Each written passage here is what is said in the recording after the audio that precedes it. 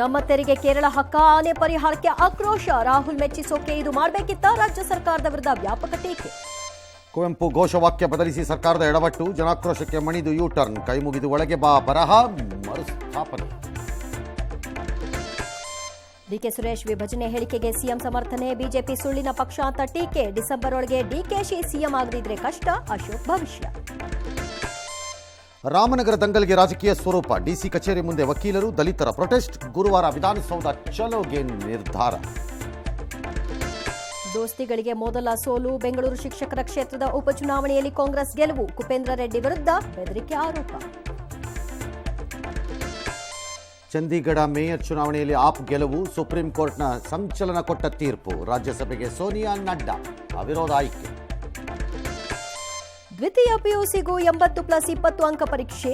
3 public ಪರೀಕ್ಷೆಗೂ ನೋಂದಣಿ ಕಡ್ಡಾಯ. ಉಮಾಪತಿ ವಿರುದ್ಧ ಮತ್ತೆ ಕೆರಳಿದ ದರ್ಶನ್.